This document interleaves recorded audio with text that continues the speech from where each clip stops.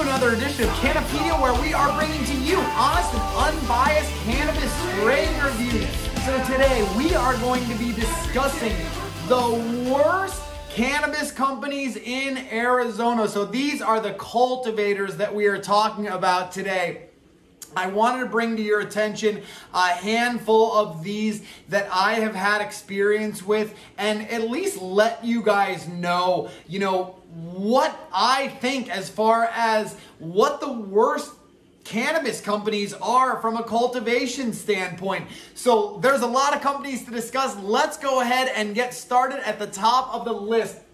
The first company I wanted to mention, and it's sad because I don't think they're the worst company in Arizona by any means. I would actually just include them in this category because I think that they are really priced incorrectly. So they're priced at a top tier category and their bud just doesn't make the cut. And I've had some decent strains from them for sure, but that company is Arise. Arise for me is just so hit and miss, and for charging top shelf prices and to be getting mid-tier, for me, you fall into that worst category of cultivators in Arizona. I know that's different from state to state, but for me, that's definitely where they fall.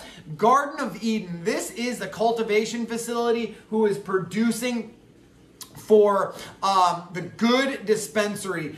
I have not had a ton of experience with multiple strains from them, but I will tell you, my experience with their cultivation facility was not good. I tried that cookie wreck from them and it was not good. I had a very, very bad experience. There is no question about it.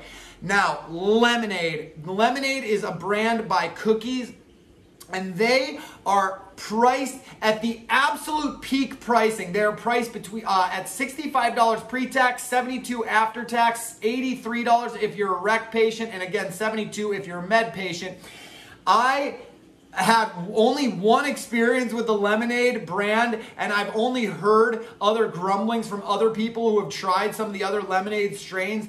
For how expensive this bud is and how low quality the herb is, they fall into the worst category of cultivators here in Arizona. Cookies, you are right behind them. Now, the Cookies, I tried their Cheetah Piss, and I know there are some strains that some people like for sure, but for me, that Cheetah Piss was so unacceptable from a quality standpoint, and based on the absolute top tier, as I said just a second ago, $65, $72, and $83 respectively for these sacks from Cookies. When you're priced that high and your bud is this low in quality, you are going to fall into the worst company on the worst company list. Grown 4. Grown 4 is absolutely going to be at the top of my worst company list, besides having an absolute asshole of a head grower over there. He is just not taking any constructive criticism well. He's taken it all very, very personally. And my experiences with their herb, as well as so many other people, is they are priced at the top shelf category, and they are putting out mids at best. Not to say I haven't had any half-decent strains for them, but they are in the mids category at best, but yet they're priced in the top shelf category. Unacceptable. Let's keep going. Copper State Farms absolutely is going to make this list. I have reviewed so many Copper State Farms flower or strains, and I can tell you that barely any of them, I don't think any of them, maybe the Grim DJ OG might have made the cut, but everything from Copper State, it's greenhouse grown. I'm pretty sure they spray their herb with PGRs, plant growth regulators, and I can tell you that they certainly don't hand trim any of their buds. All of their stuff is run through auto trimmers. Copper State is very much at the top of the worst companies in Arizona list. Sunday Goods. Sunday Goods is also going to be at the top of this list. They are just producing some absolute boof over at Sunday Goods. Some of their strains actually look half decent, but I will tell you, as having tried a couple Sunday Goods strains, they are really going to be on that worst companies in Arizona. Item 9 Labs. Item 9 Labs is going to be another company that I've got to put on the worst list because their bud is priced almost right below, if not on par with the top shelf quality flower, and I have just not found their bud to be anywhere near that top shelf. That is for sure. Now, let's keep going down the list. Nature's AZ Medicine. Nature's AZ Medicine is just an absolute boof factory. It's all budget strains, and honestly, I have not tried anything from them that I have found is even half decent. I know that they're putting out budget quality herb, but it's just not even worth the low budget that's out there. Trike Companies. Trike is going to be included on this list because for me, from what I have seen from Trike, they're charging top tier prices for their herb, and their herb just doesn't make the cut the times that I have tried it before.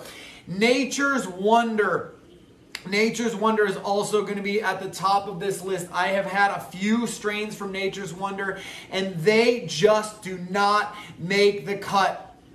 So they're absolutely going to fall on this list. I'm also going to include Crescent Cannabis on this list. I want to say I've only tried 1 or 2 of their strains, but even after only 1 or 2 of their strains, I gotta be honest, I was just not impressed with the quality coming out of Nature's Wonder, or excuse me, from Crescent Cannabis. They're priced at the top tier, and they are just not putting out top tier herbs. So like for me, those are the companies that I feel like are the worst companies, and if you see those names, you know, just steer clear of those companies, because to be honest, if not for anything else, you're going to be really let down with your purchase, especially if you go in with high expectations. If you go in expecting, you know, low quality herb, then you're going to get just that. I mean, some of these companies that I mentioned are falling into that mid-tier. Grown 4,